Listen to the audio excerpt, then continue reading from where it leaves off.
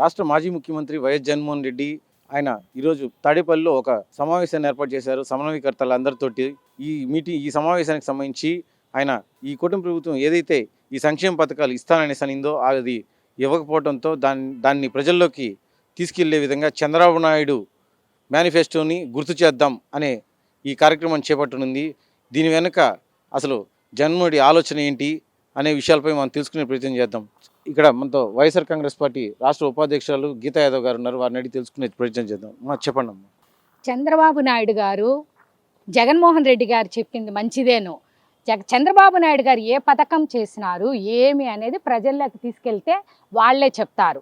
ఏం పథకం చేసినారు, ఏమి హామీల్లో ఒక హామీ అన్నా నెరవేర్చినారా అని చంద్రబాబు నాయుడు గారి హామీలను బయట పెట్టమనేది చాలా మంచిది. జగనన్న మీరు చేసే మంచి పని జగనన్న. ఎందుకంటే చంద్రబాబు నాయుడు గారు ఫ్రీ బస్ అన్నారు, చేయలేదు. తల్లికి వందనం అన్నారు, చేయలేదు.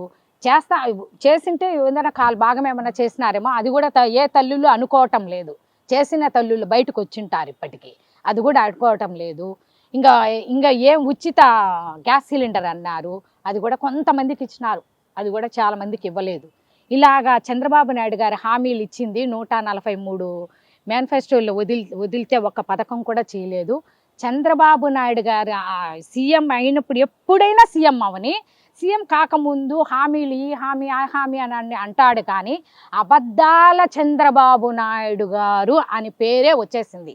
చంద్రబాబు నాయుడు గారి పేరే అబద్ధాల చంద్రబాబు నాయుడు గారు. ఇప్పుడు ప్రజల్లోకి వెళ్తే చంద్రబాబు నాయుడు గారు దొంగ చంద్రబాబు నాయుడు గారు అనే పరిస్థితి కూడా ఉంది. దొంగ హామీలు ఇచ్చిన చంద్రబాబు నాయుడు గారు అనే పరిస్థితి కూడా ఉంది. చంద్రబాబు నాయుడు గారు చేస్తే ప్రజలకు చేయండి.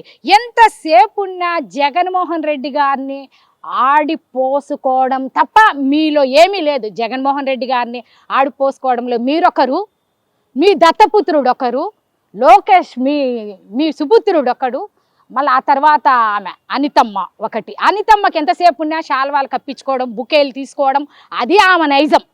ఆమె నైజం అదే. ఎక్కడైనా పిల్లలు చనిపోతే వెళ్ళడం ఆమె నైజం అది కాదు.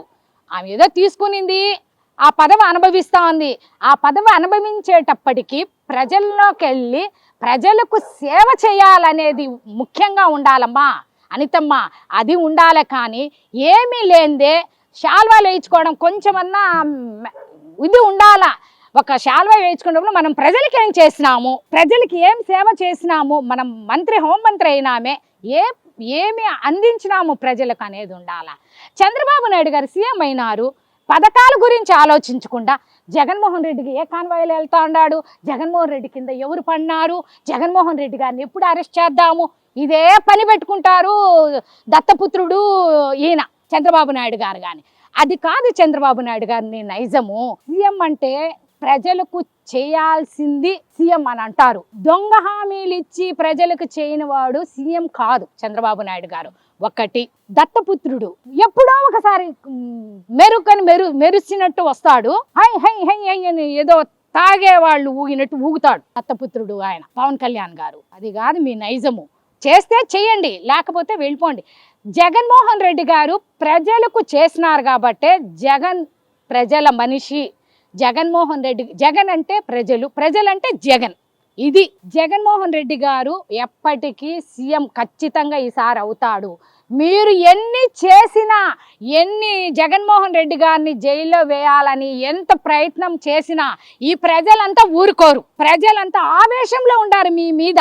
ఇప్పటికే ప్రజలు చాలా ఆవేశంతో ఊగుతా ఉండారు ప్రజలు. చంద్రబాబు నాయుడు గారు జగన్మోహన్ రెడ్డి గారిని టచ్ చేయాలంటే మీ వల్ల కాదు. జగన్మోహన్ రెడ్డి గారు అంటే ప్రజల మనిషి జగన్మోహన్ రెడ్డి గారు. దట్ ఈజ్ జగన్మోహన్ రెడ్డి గారు అంటారు.